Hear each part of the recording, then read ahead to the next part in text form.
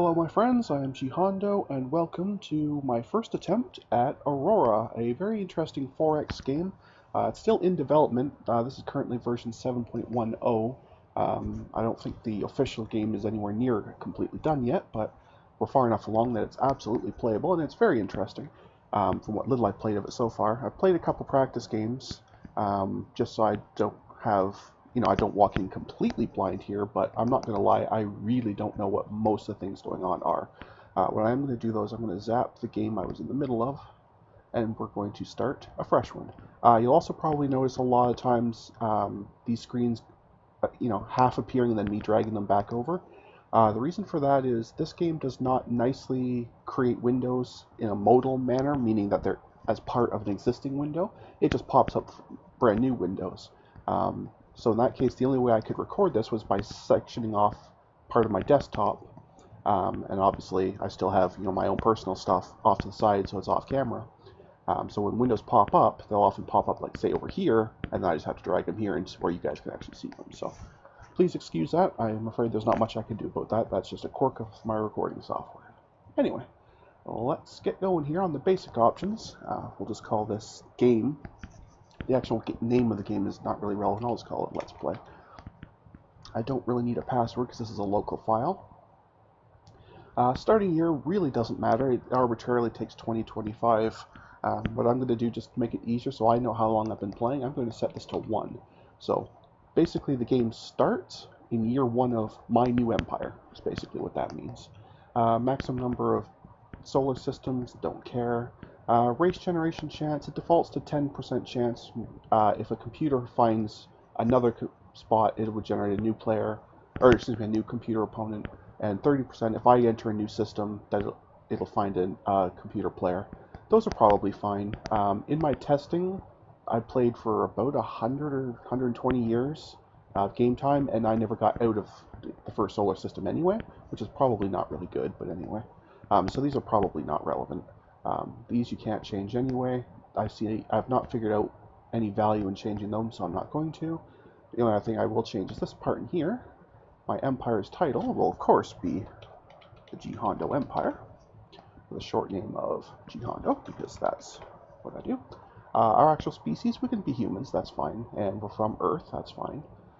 Player race, you can set different basic governments, but I so far haven't seen enough difference to warrant any one specifically, good or bad. So I think, I don't know, maybe I'll be a tyrant. That'll be fine.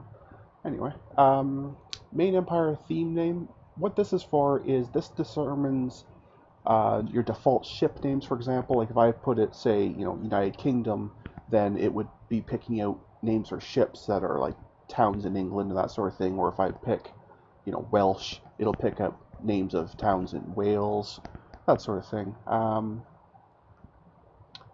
Let's see what I feel like here. Let's go elemental. I haven't tried that one yet. And similar idea for the names of the basic commanders. Again, you could set different ones. I think I'm just going to leave that on English probably. It'd probably be fine. Yeah, we'll just leave that on English. Next is to choose whether you're already a trans-newtonian empire or still in conventional tech. Basically, the story of this game is at some point humanity discovers a great number of special magical elements. Well, I shouldn't say magical, but they're very advanced, and they kind of somehow define Newtonian physics the way we know them. And they get named trans-newtonian elements. And that basically lets you do a lot, better things than conventional. In terms of the start of the game, what this basically means is if I start here, I don't have to research that. And if I start with conventional, then I'm going to have to do all that research myself. It's not really a huge deal one way or the other. So I'll start on the conventional.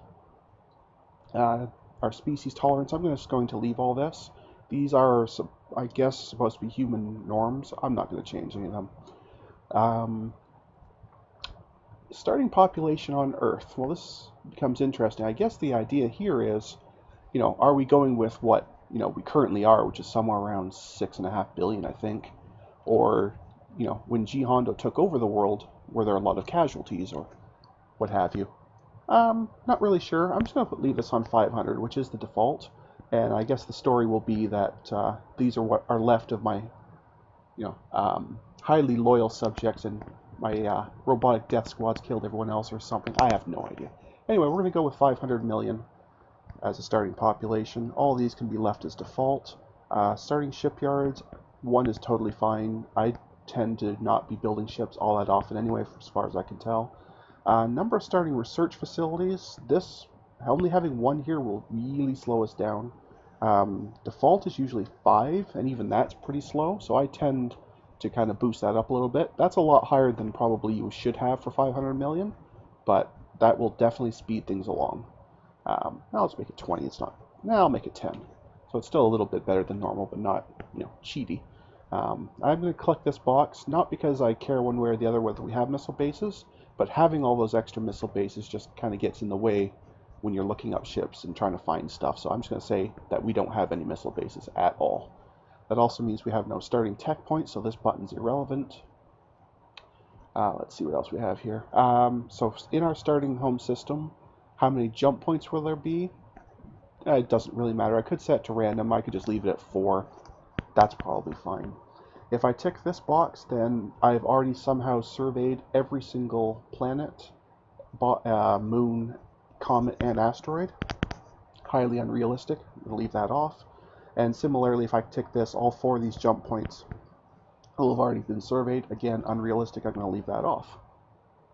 Alright, so that's the left half done. On the right half here, yes, we're going to start in a system that looks an awful lot like our own. I tried this once and had no idea what I was doing, so I'm not even going to try it. Down here, in terms of what kind of random opponents we'll have, I'll just leave these as basic, but as default. That gives us some, fairly dangerous stuff, but nothing, crazy dangerous. I've never actually run into these anyway, because like I said, I've never actually gotten out of the Sol system, so I can't tell you how these are. In terms of starting computer races, the only thing I'm going to do here is I'm going to set this to 0, so that there isn't one at the beginning of the game. That way, if it does take me 100, 200, 300 years just to get out of Sol, that doesn't give a computer opponent time to take over the entire galaxy while I'm just trying to figure out how to, fly to Mars. Everything else there can be fine.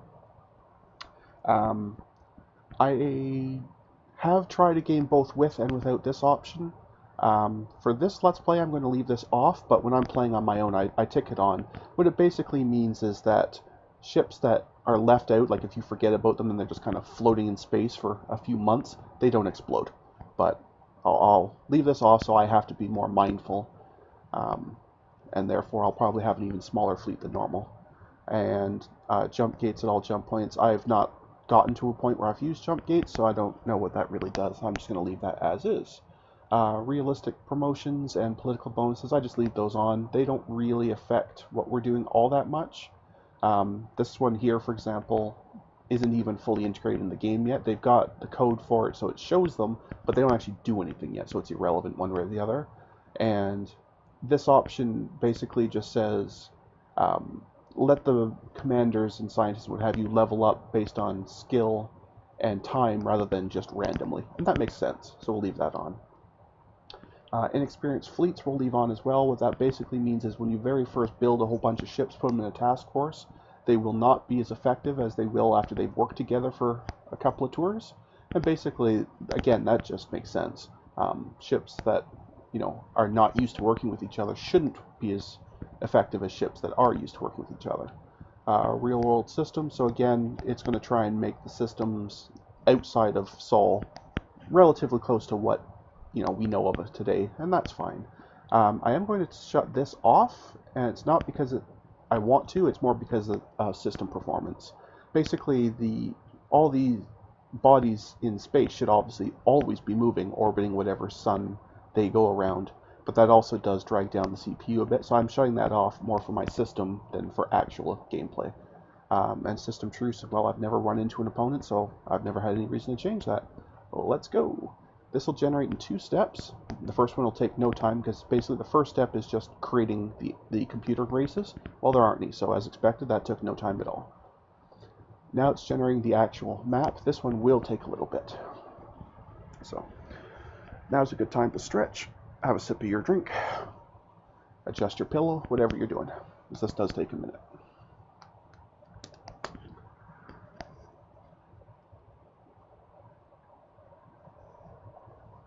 Not sure yet how often I'm going to be doing episodes of Aurora, whether I'm just going to treat them sort of like what I've been doing with the Railroad Tycoon, where I basically just do a bonus episode every couple of days whenever whim strikes me, or if I'm going to start doing these as an actual series, in which case I may start doing a few less of the Open TTD.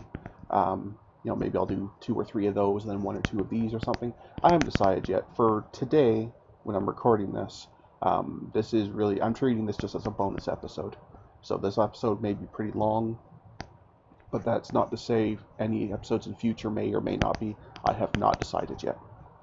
Anyway, so the game has finished getting everything it needs going. This is just an overview of everything we've done in super condensed form, so there's no need to touch any of that. And let's go. Right, this is the whole game. Okay, that's a bit of a lark. This is the main menu for the game. But from here, you can get at every single thing you need. What I generally do right off the bat is I'll ask for a system map. And bear with me a moment, I have to make this actually fit on our screen here, because it generates a new window that's massively too large. Right, okay, so that gave us that, no problem. The other thing I generally will have up, which I could get at from here, is the economics window, but I can also get at it from right here. So I shouldn't even need this window at all anymore, so I'm just going to get rid of it. Right. This is the other window we're going to use a lot. But just before we do get into this one, let me go back to here. You'll notice this is basically just a blob, and that's because this is the Sol system, but we're really, really, really, really far zoomed out. So if I zoom in, things will start getting more and more, as we're familiar with. These are the outer planets. You can see Neptune, Saturn, Uranus. So this is still, now we're just now getting into recognizable, but we still have to zoom in a fair bit. Okay, here's the Kuiper asteroid belt that separates the inner planets from the outer planets, and we're just now zoomed in enough to actually be able to see the stuff we're actually looking for. Mercury, Venus, Earth, obviously that's where we're going to be, and then Mars must be stuck with that. So it's there somewhere. Oh, sorry, there it is down there. So it's also showing asteroids and comets and that. That's why there's so many dots here. And you can imagine if I actually left these on with proper orbiting, then every single time I advance the clock, it would have to draw every single one of these. And that would just, I'm sure some computers can handle it. Mine cannot. Anyway, so if I click on Earth, that becomes the focus of our zoom. So we can zoom in. If we get in close enough, we can see the moon. Yay. All right. So let's go back to that window here. And this is where we're going to be spending most of our time, because this is basically our empire. So what I'll do is I'll just walk us through what I've figured out anyway of all the tabs here. So obviously the summary, this is just your basic overview. Later on when you have more colonies, obviously this will be more helpful because then you can compare them much easier. But basically, it's saying, okay, here's your 500 million people, here's what their growth is going to be. So we are going to be growing at about 2.5% a year at the moment. Of those people, how many work for shipyards, how many work on construction, what have you. You can also get an idea, especially if it's a newer place, what the tectonics level's like, so how many earthquakes or that kind of activity you might have, whether or not you've 100% completed the geological survey. In other words, to let you know what all the minerals are going to be, that sort of thing. Any buildings you may already have. We start with a couple, a military academy, a tracking station, the 1 shipyard, the 10 research labs, I set that too. So that sort of thing. So this is just your basic overview. Next is the industry tab. This is where you build new buildings. So anything you want more of here, you get here. Now you'll notice this is a very short list. Later on, when we do finish researching trans-newtonian elements, and I'll come back to this list, you'll see it'll be much, much, much bigger. For now, we really can't do much. We could build something that makes the civilians have more wealth. We can put in infrastructure, but we don't need infrastructure on Earth. Infrastructure is basically like habitat domes, little shelters people can live in when you're on a planet that doesn't have oxygen or doesn't have good gravity or that sort of thing. So on Earth, of course, that's our home planet. We don't need infrastructure. But it's there. It's an option. We could build it, but it's not needed. We could build another maintenance facility. Again, at this point, we don't even have any ships, let alone, a lot of them. So the little maintenance facility we have is plenty sufficient. And military academy. This is the one I will actually build. We already have a military academy, so it'll just go to level 2. When we get to the academy, it'll become more obvious why I'm doing this, but for now I am just going to queue up this. You can either double click it. Oh, no, sorry, not on this screen, I guess you can't. When you click on it down here, you can specify how many of them you want them to build and what percentage of your overall maximum construction you want to allocate. So you can build multiple things at a time if you need to. Since I'm just building the one military academy, there's no reason that they shouldn't do it at full speed, because that's the only thing they should be working on. And they're saying right now they expect to be done this at the beginning of year 5. We're, of course, on year 1. So they think it's going to take them about 4 years to build it, which sounds about right. Alright, next tab is our mining. Okay, so these are all the trans-newtonian elements. If you start with a Sol system, you always get Earth having all of them. That's the only planet that's guaranteed to have all of them. Anywhere else you go may have some, may have none, but Earth is the only one that has at least a little bit of all of them. So we can see we started with 60 mines, so we can see our production. Say for example, carbonite here, we're going to make 600, because you basically make 10 of each per mine per year, assuming accessibility is 1. And what accessibility means is how difficult is it to get at them. So the carbonite must be pretty easy to get at, relatively anyway. So it's either surface veins or very shallow veins, that sort of thing. Other ones, like say uranium, 0.9, so whatever it is, it's a little bit harder to get at, so we can only dig out 540 a year. Right? Neutronium, a little bit harder. Boronite, very difficult. We can only get half as much. Right? So that's what accessibility means. The other one I'll point out is you'll notice Sorium is in a different color. That has nothing to do with the mining itself. What that is actually back on the industry down here. By default, the game starts you with trying to generate fuel, like spaceship fuel. I've shut that off because we don't actually need it right now. But this fuel is always made out of Sorium. And you'll see it's no longer discolored because now it's no longer being used. So the only one that's discolored is the uranium, and the reason it's discolored is because I've asked us to build a military academy, and as you can see, that takes a lot of uranium. A little bit of some other stuff, but mostly uranium. So this date is almost certainly wrong, because this date assumes that there will always be enough that it can do at full speed. But because we're mining less than we're going to be using, it'll actually take a little bit longer, unless we build more mines or something. But for now, that's that. Right. Next screen is our shipyard. So I told to start us with one shipyard, so that's this guy here. We could have multiple. Each individual shipyard can also have multiple slipways, meaning they can build multiple ships at the same time. Again, I hardly ever build that many ships anyway, so one shipyard with one slipway usually does me the whole game, or at least as far as I've gotten anyway. Capacity per slipway is how many tons a ship can be for this station or shipyard to be able to build it. 1,000 is very low. A brand new ship with absolutely nothing on it, but the absolute minimum hull, not even an engine, just the hull, some life support systems, and a bridge is 255 tons. So as you can imagine, as soon as you put anything on there, that's not going to be enough. There are two ways to update this. Either you can manually select a certain amount to be added, or you can tell it just to slowly build it up on its own. And this is the way I usually do it. So this will jump up by weird numbers. So jump like 24 and then 25, 27, just weird amounts.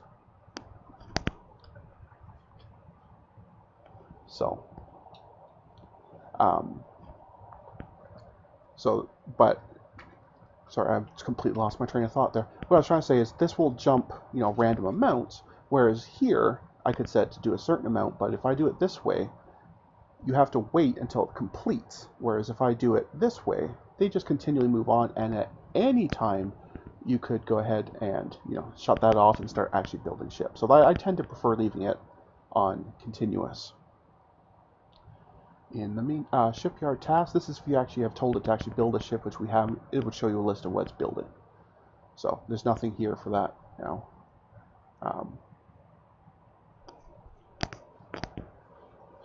Next is on the research screen. This is obviously a very important screen. We're going to be using quite a bit because this is where we get new technology. Now the one we definitely need really, really soon is, as I mentioned, the trans-newtonian technology. So we're definitely going to research this first. For every research you do, you can decide how many labs they get and who's in charge.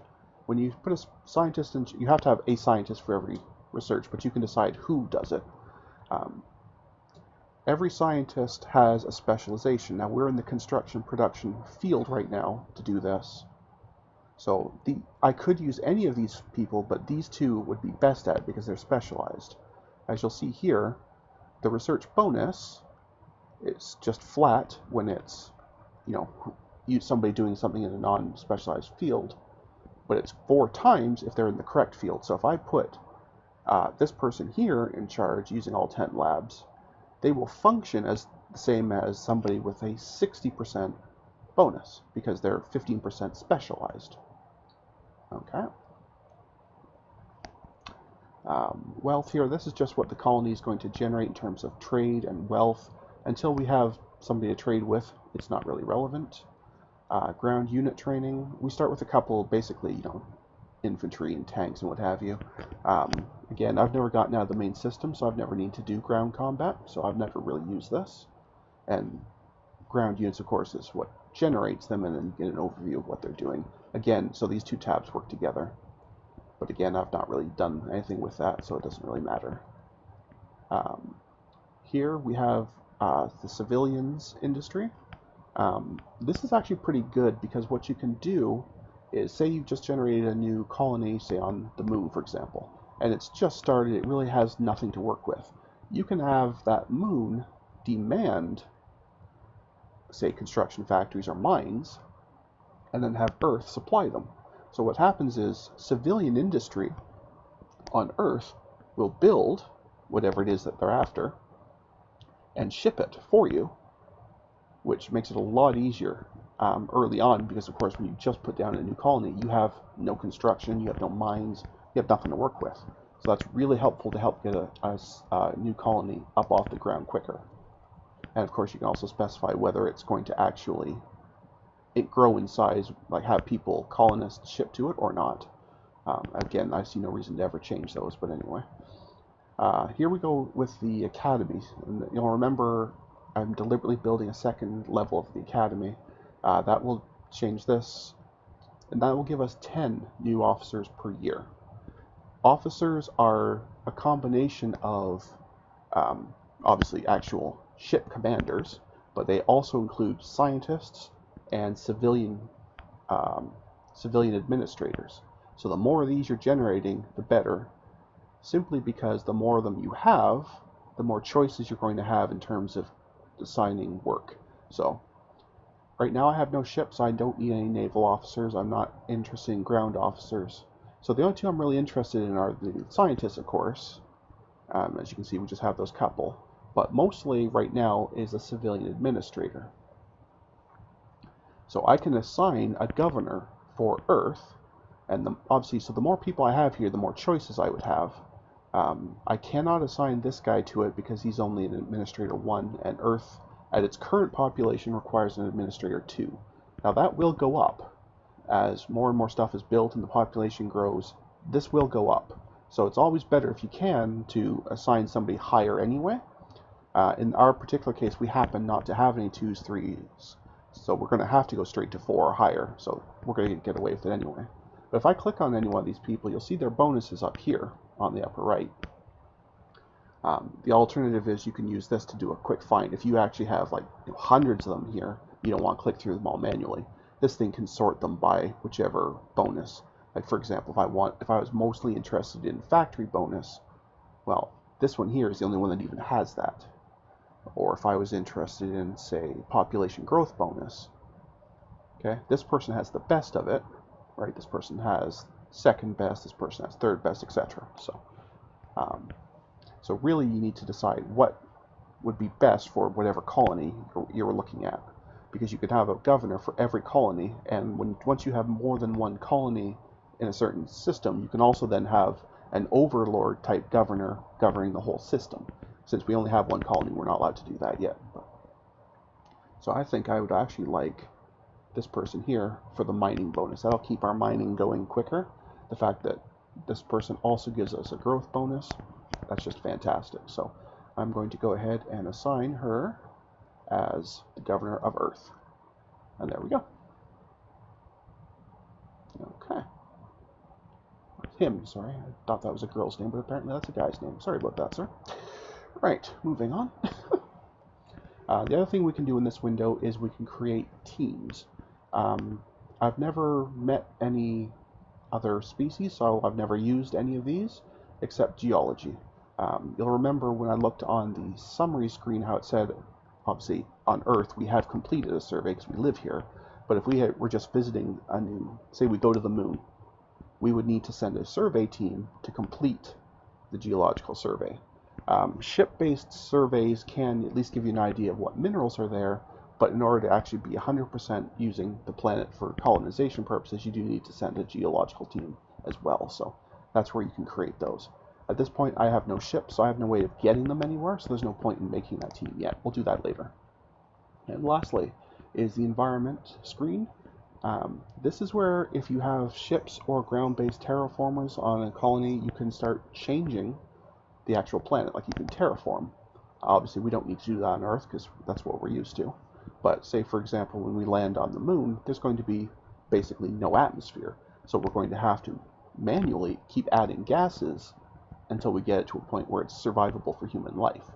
The other thing we could do, I won't have any here yet, is if we go back over to the research tab here in the biology, once we're done researching this, we can actually start creating new races. I've not really done it too much because it takes a lot of research and I'm not entirely sure it was worth it, but theoretically we could create a new type of human that maybe can survive in colder temperatures or doesn't require as much gravity or something like that. Like it's something that might be more suitable to certain worlds. I've always preferred just to build ships with terraforming modules and just convert the body to Earth-like standards, but that's just me. You could absolutely do it the other way as well. But in any case, that is our overview of all the settings as far as, and the description as far as I'm aware of them. So I think at this point we are ready to start advancing the clock. I tend to leave the research screen on because especially early on, this is the most important thing that we're going to be doing. So we'll just go ahead and advance a month. And I'll just quickly pop back to the shipyard just so you can see how it's jumped to 1063. Like, so it's a weird number, but it took no materials or anything. Like, they just will slowly and consistently improve. And I've always found that a much better way than doing the forced certain amount expansions. But anyway, come back to here. And we're just going to keep advancing the clock until either something weird pops up or this research is done. If I do it from the system map, there is also an auto turn, so I can have it, and in fact, at this early on, I think we should, where we can have it just keep doing the turns automatically until something interesting happens. So let's actually do that. So now this will pulse through however many months until something interesting happens. Since we're not really doing much right now other than researching and building a new academy, basically it's just going to be whatever of those happens first will be the pop-up. Okay, so we have stopped, so something has occurred that it's interested in. Let's go and see what's happened. Okay, so it's the research is done. Yeah, I could also have clicked on the events, and it would have told us that, yeah, research is completed. So that's what stopped that clock. But anyway. now, let's do that, get that window back. Anyway, at this point, we're ready to go ahead and get a new research. So now that we have trans-newtonian technology, we're going to have a lot more options. We're also going to have a lot more options in industry, so we're going to definitely pop to that screen as well in a moment. But for now, what I should do is I'd like to get something researching that's going to help us. Let's see, what would be best to start with? Kind of tempted to take a higher research rate because that'll pay off dividends like immediately. But obviously getting better construction would also be useful. So I think I'm going to start with construction. So again, I'm going to have this person who's now jumped to 20. She was at 15. But she's now jumped to 20, and because I'm doing another one in the construction field, which is her specialty, she now counts as though she has an 80% bonus, which is awesome. Now, back here in industry, if I just refresh the screen by jumping to something else and back, you'll see that we have way more choices now, and that's good. So, what I'm going to do is I'm going to take this down. I want them to still keep working on it, but only barely. I want, instead, the main focus to be improving our existing structures. As right now we have, basic conventional construction factories, not the actual modern, up-to-date using the trans-newtonian methods. So I definitely want to convert quite a few of these. Not all of them, but quite a few of them. Let's say we have 600. I'm going to say 300 of them, and that's fairly high priority.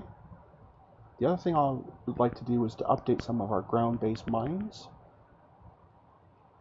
because that will get them running a lot faster as well. So with our remaining 20%, I'm going to say maybe 100.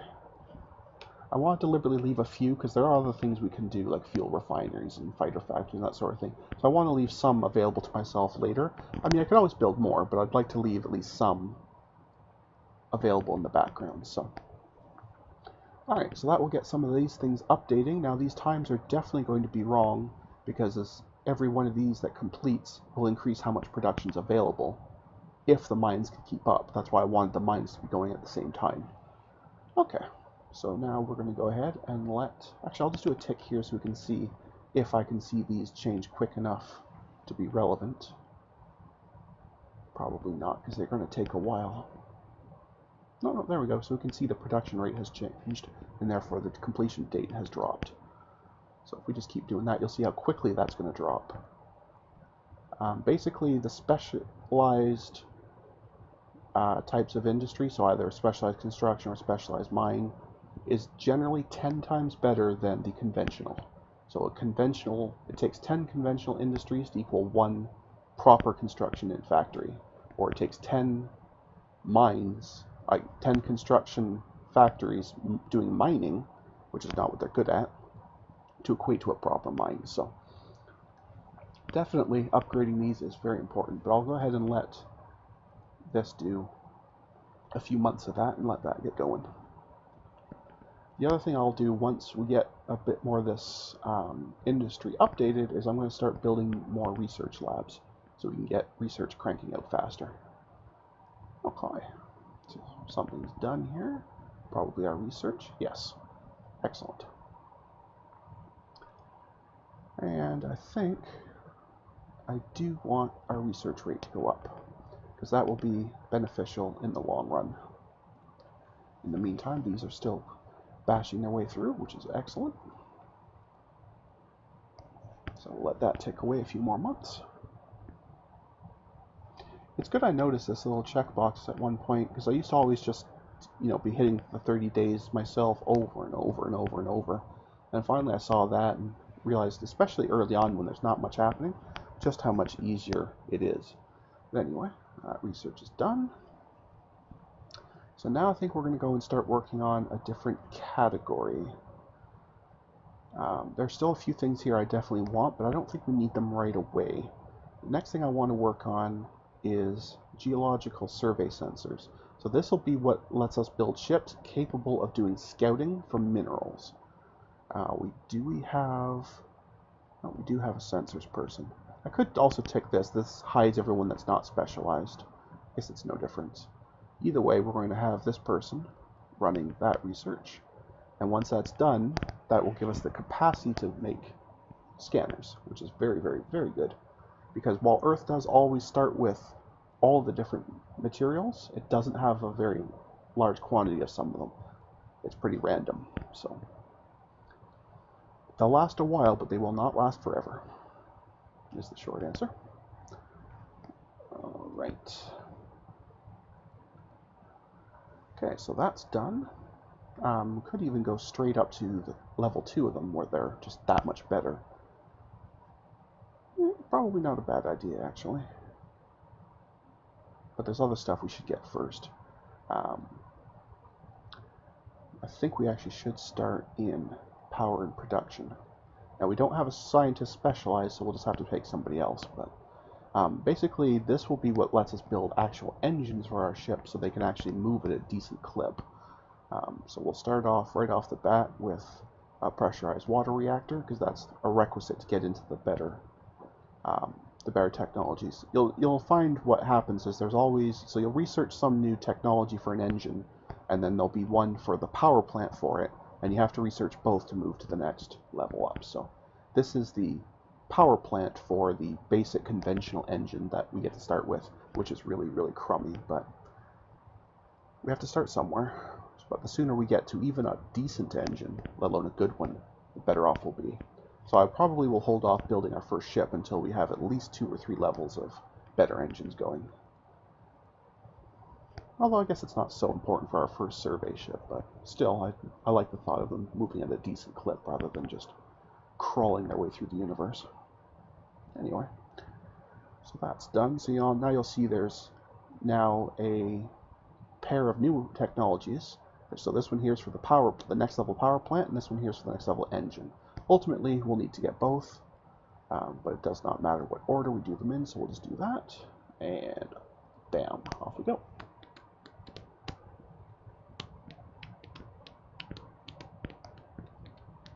A few months tick by. That should now be done. Is not one of these done? No, so what event stopped us? We're running a little on materials.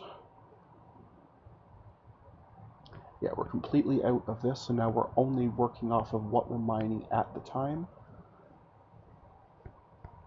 So what I'll have to do then is I'm just going to have to modify these percentages a bit, just to make sure that mining is a higher priority. There we go. Because obviously the more mining we can do, the faster we can work this through. So let's see if that's enough to take care of it.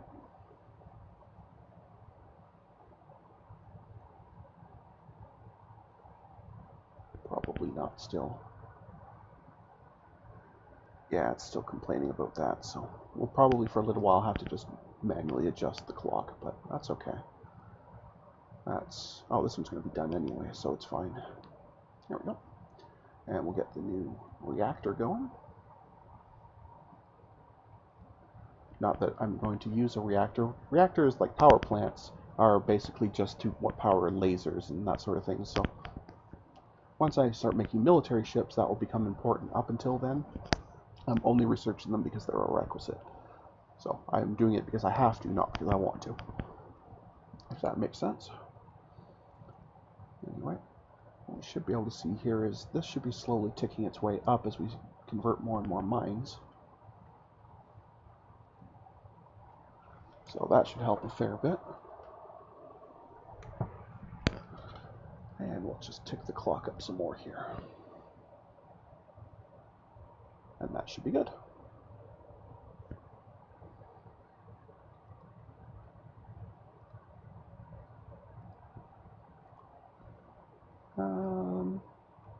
Yeah, we're getting there. The mine should be just about done pretty soon. Oh, that would be if I had full capacity though, which I don't, so you'll notice these dates are now increasing instead of decreasing or staying even. It's because it recognizes that I'm not doing this at full speed because I don't have enough enough mining going on. So Oops, that's finished. Excellent. So let's go ahead and move up to the next level of engine.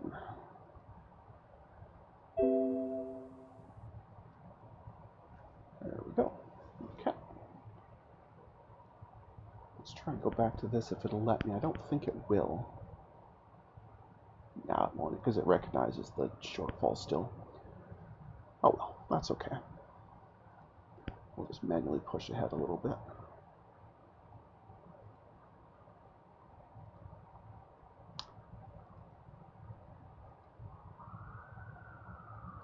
Well, I think now we're at a point, yeah, we've done enough now that we're keeping up. So I think now we're going to be able to do the higher speed, or at least the continuous move.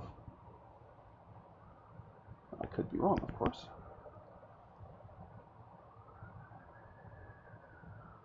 Well, apparently still not. Okay, never mind. That's okay.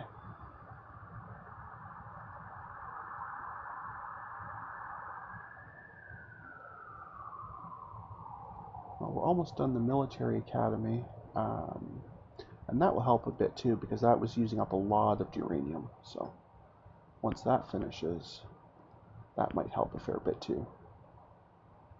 Okay, the conversion to the factories is all done, so we can increase this a bit.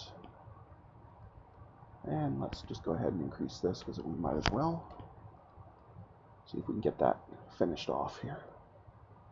There we go, that is done. So now when we go to here, we'll see that's jumped to level 2. So now we're now going to get twice as many officers available, mixed up amongst all the various types. So this is good. What it means to us right now is we are more often going to see new scientists appear, which is good, especially early on, because you don't generally have one for every single type of field. So the more of them you have here, the more likely you are to have one in a field you're looking for, which is good. And later it'll help as well, because we'll have more choices of governors, we'll have more choices of governors here, and we'll have more choices for actual starship commanders once we are anywhere near the point of building one of those. So, and that will be awesome. Okay, what shall we build up next? I think the next thing we want to do, I think we're going to start building some more research labs, although they are, again, very expensive in terms of uranium. So we might actually just have to build up more mining instead. Yeah, maybe I'll just let this finish off all the mines, and then we'll see how we are in terms of uranium to see if I should even be thinking about more labs yet. In the meantime, let's keep an eye on this, as this research should be the next thing done. You're still not happy, huh? Yep, still short on minerals. Okay. Never mind. We're apparently still building these faster than they're producing, so be it. Okay, so that's that. The other thing I will do is I'll put a couple of researches into fuel consumption efficiency, because that's also very helpful. With this technology, basically for every 1 liter of fuel you would have used, you instead just use 0.9, so it's just sheer efficiency. So it's definitely worth, and there's no other penalty to it, it's just purely an efficiency one. With a lot of upgrades, there's usually some kind of offsetting downgrade, maybe like it weighs more or costs more, or what have you. But with these, they're purely an advantage, so there's no reason not to research at least a few levels of it. The actual research cost obviously gets higher and higher and higher as you keep going, but it's generally, in my mind, completely worth doing at least a few of these, because it'll save you a bundle on fuel, and that in turn means your ships can go further before they run out of fuel or have to turn around and come home. Let's do one more. In the meantime, how are we doing on our industry? Oh, they are completely done. Okay, so we are now capable of 1,400 annual production. Well, that should be able to build us some more labs. Let's try anyway. Let's just try building 5.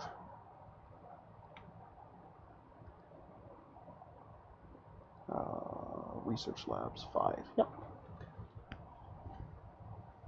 Okay, and let's go ahead and let that roll a bit. Yeah, there we go. So now I think it'll be the research will be done first. Although one of the labs is complete. You don't have to wait for the entire thing to finish, just one full unit. So it's built one full research lab and it's about 1/10 of the way done the next one, but we can use that first one immediately. We don't have to wait for all 5 to be done, which is nice. So what that means is we can just go ahead and add that, and that will just speed that along.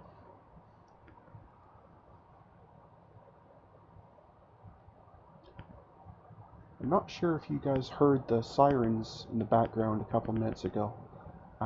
We're usually not entirely sure if it's police or ambulance or fire. In this case, I'm 100% sure it's fire because I can smell a lot of smoke from outside. So it's really kind of gross. So whatever it is, it must be a bad one. Anyway, that's not so good.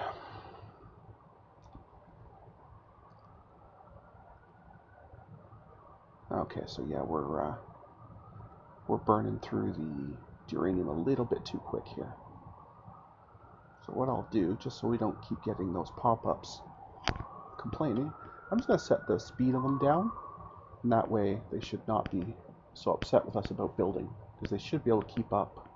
Oh, they still can't keep up. Wow, okay. Well, in that case, why don't you just work at 30% and see if that's good enough. There we go. I mean, it's not a big deal, and it's technically a waste, but I really like being able to just do the buzzing through the months thing. It's much, much easier. So this should be done. Excellent. I could do one more, but that's starting to get pretty hefty. I think instead we should work on something else. Let's go into logistics. Logistics has some nice stuff in here. A lot of it, of course, has to do with ground units, which we don't care about. Like transport bays and that sort of thing. But it also does have some other things that are very helpful, like different sized fuel storages, which is very good to have choice when you're building ships. So let's go ahead. Good, we do have somebody. She has no bonus, but she may eventually learn, and if she does, it'll jump up at the 4 times rate. So normally putting somebody with a 0% bonus isn't helpful, but if at least it's in her field, if she trains enough in it, gets even a 5% tick, that basically means a 20% bonus. So it is worthwhile to put the person in charge that has the best chances of getting you some value. I was doing fuel tanks. Let's work on the next one. I basically like having one of every type of fuel tank size, even though I generally only use the biggest ones and the littlest ones, but it's good to have that choice, simply because then you have more option. Because obviously the more fuel you have, the further you can go, but at the same time, that also means your ship is slower because it's heavier. So it's a trade-off that you have to manage a bit. And what was I complaining about? Oh, is we finished a research lab, but we're not using it. That's what it's upset about. Well, I am totally okay with fixing that problem, let me assure you. Anyway, well, let's go. The other thing this has is the very important cryogenic transport, which obviously lets you move colonists, which we definitely will need to pick up at some point. We don't have to get it yet, but that's definitely something we're going to be picking up at some point. All right.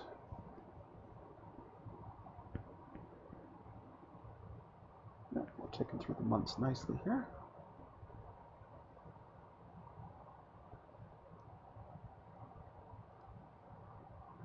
And that research is done, so now we will work. See, so she's trained up to 5%, so now she'll get a 20% bonus when she works on the next one for us, because it's in her field. So that's why I don't mind putting people on there 0%, as long as it's within their field. If you don't have anyone in the right field, putting somebody in a different field at 0% is absolutely useless. You might as well not even bother having a researcher at that point, because they're not helping at all. And they'll never train in a field, or if they do train at all, it's very, very minimal. So there's not a whole lot of point. But anyway. Oh, why did we stop this time? Oh, we're running low on uranium again. Okay. can see what it wants me to do. It wants me to add some more mines. Conventional. Still have 200 of them, so let's make a bunch more of them into mines. Let's say, I don't know, 50 more. And work on that a lot. So now we definitely won't have enough, so I'm not going to be able to do the advancing at speed thing, but it will in the long run help us. So, of course, the more often we, the harder we mine, the sooner we start running out ourselves here. But I'd like to think we'll be at a point where we're mining off-world by then. Really like to hope that.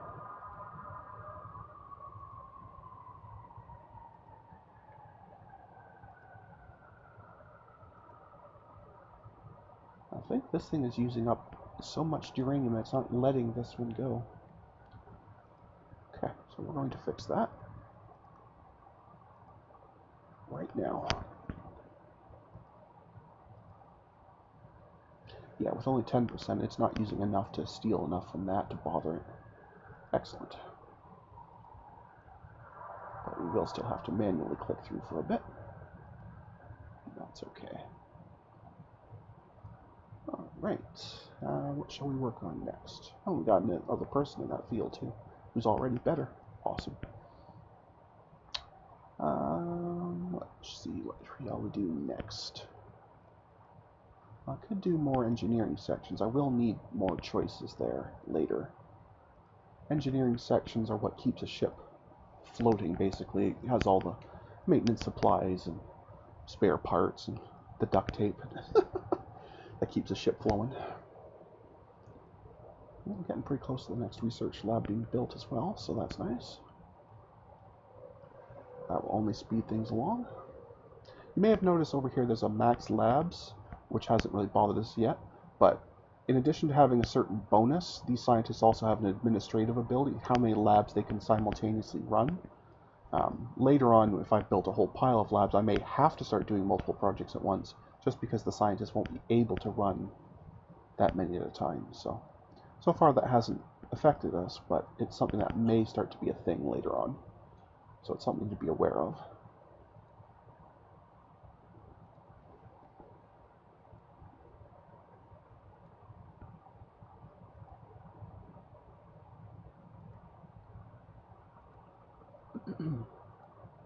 Right.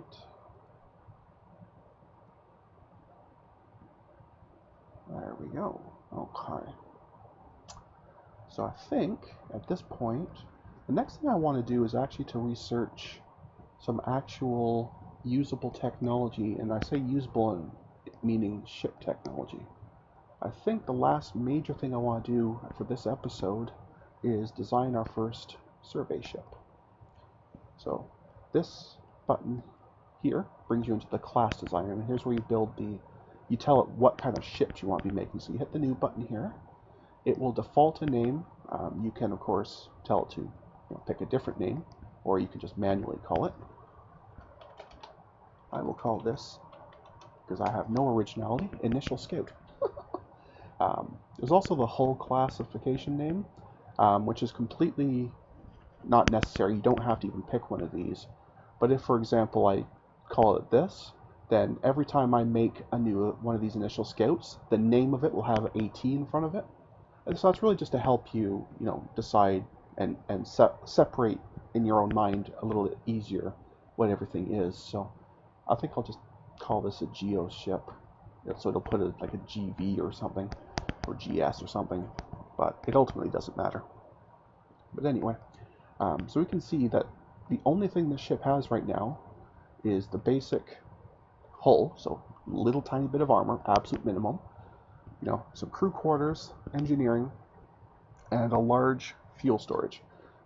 And it's already 550 tons. The initial shipyard can only do 1,000, as you recall, so this is why it's important to always get that moving right away. But anyway, so what I want for sure is some sensors. So this will give it 1 survey point per hour, which doesn't sound like a lot, but ultimately the ship can just sit in orbit for days. It doesn't really matter. But what I mentioned about tech is down here, there's a design tech button. There's a shortcut up for it up there as well, but I just grabbed it from here. Ignore that message. I haven't researched any sensors yet, and that's the default for this drop-down. If I come here to engines, you'll see there's the conventional ones you get to start the game with, and they're terrible. I then researched nuclear thermal, and they're a fair bit better. And I just finished researching nuclear pulse, which is even slightly better. So basically, we have better and better engines. That, of course, means we can go faster. Now, I want this ship to count as civilian, not military, because it's cheaper on maintenance.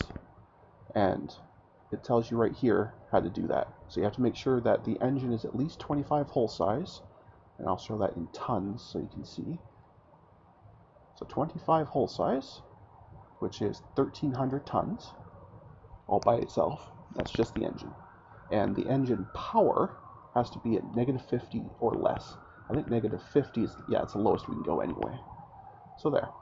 So basically, to be a commercial vehicle, the engine has to be enormous, but very fuel efficient. And that, of course, is then multiplied by, as mentioned here, I researched some fuel consumption. You'll see nothing else here will change except the fuel usage as I tick this back. There. So we simply just use less fuel. So it's already a fuel efficient engine, and then we just make it even more fuel efficient, which is just awesome. You can then name the actual engine, give it a company name and a proper name. I usually just leave the major name the same and let the game come up with some random company name, because that's fine. It doesn't even really matter. It's really just for flavor. Hit create and close. And if we go back now to our main screen here, into our research, when I go into power propulsion, there it is. You'll see there's a new research project, a racial tech for the engine that I just designed. So we'll go ahead and get our researchers to build that for us, which should not take long at all. Then we can come back to our class screen. If I just do a quick refresh, you see we can now actually put an engine on this thing. And we can see this thing is going to fly pretty quick, a little over 2,000 kilometers per second, which is just awesome. And because we have a big fuel tank on it, and it's otherwise not a very heavy ship, like there's not a lot on it other than just the scanners, so it can hold enough fuel to go for about 3 years. Actually, that's probably closer to 4, but it can go a good 3 years on the amount of fuel it has, and it can go 210 billion total kilometers. Just as a point of reference, the furthest asteroid that we know of that's still considered within the Sol system is approximately, I think it's 9 billion kilometers. And the outer planets, say Neptune for example, is about 4 or 5 billion. So this thing basically could go to Neptune and back 50 times on one tank of fuel. What that tells me is I really can take a smaller fuel tank and thus increase its speed even more. And that's what I'm going to do. So right now we have a large fuel tank. If I just bring that to a just to a normal one, that basically is a fifth the fuel, so it now gets 224 days, but it can go 2380 kilometers. So that should be plenty sufficient anyway, because that's a good 7.5 months. That's plenty. So that's what we're going to do. Deployment time is in months. We'll set that to 7, and that'll be fine. Setting this affects your crew's initial morale score, by which I mean if you go over your expected deployment time, their morale starts to go down, and they start being less efficient. They get mad because they don't have enough, fun things to do. They only brought, 3 months worth of toys. They're all run out. They're bored. They get mad. That sort of thing. Anyway, so we've gone ahead and set them for a 7 months run. Got plenty of fuel for it. And I'm just going to close that, which will create, this is already saved in the database. So meanwhile, in our colony here, I'm going to do 2 things. First, I'm going to put fuel production to start, so we will actually have some fuel to put in this thing. And second, I'm going to tell this shipyard to tool for that type of scout. You always have to tell it what type it's going to be working on. The first one is instant and free. Every retooling after that, you have to pay in both time and materials. But the first one's free, so you get to just immediately set that. Okay, and now, because we have something here, we are allowed to start construction on one of our little scouts. So we'll do that. And now you can see that task is started. So it's going to take about 8 months or so, it looks like. 9 months. And that's not too bad. So, alright, that to me looks like a fantastic place to put a cut in the video. It's been about an hour. We've gotten, about 15 years in or so. We've got a good bit of research going. I'll have to pick a new one. Let's pick something real quick here. Let's actually get started learning how to terraform. That would be a good thing to know for later. So we got a good bit of research done. We got quite a bit of our industry converted, and we are building our first ship. So I think that's a fantastic spot to put a cut. So thank you to everyone for joining me. As I mentioned at the beginning, I'm not sure if this is going to be done as a series like my OpenTTD, where I do a couple short episodes a day, or if I'm going to do this as a one-off, kind of like I did today. It's sort of like a bonus episode where it's just going to be occasional but much longer. I haven't decided yet. But in any case, I hope you've enjoyed watching, and I look forward to seeing you in the next video. Have a good day, everyone. Stay calm. See ya.